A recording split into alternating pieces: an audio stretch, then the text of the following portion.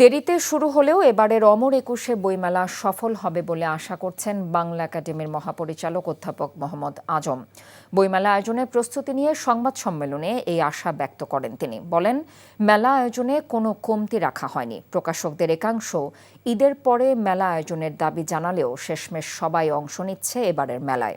আয়োজকরা জানায়, এবার সোহরাওয়ার্দী উদ্যানে মুসল্লিদের জন্য তারাবি নামাজের ব্যবস্থা রাখা হয়েছে। মেলায় অংশ নিচ্ছে ৫৪৯টি প্রকাশনী সংস্থা।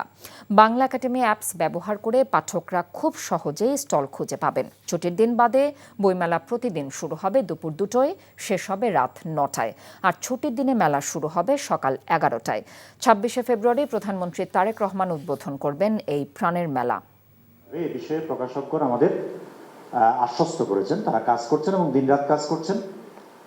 তবে কিছু স্টল থাকতে পারে যেগুলো হয়তো ভিতরের কিছু কাজ, তারা কাজ শুরু করতে পারবেন, বই বিক্রি শুরু করতে পারবেন, কিন্তু ভিতরের কিছু কাজ হয়তো শেষ পর্যন্ত বাকি থাকবে। মেলায় আগত পাঠক, ক্রেতা এবং দর্শকদের অনুরোধ করব যে আপনারা অ্যাপসটি ব্যবহার করুন। এটি চমৎকার, এটি আপনাকে একদম দেখিয়ে আপনাকে ওই স্টেপে নিয়ে যাবে।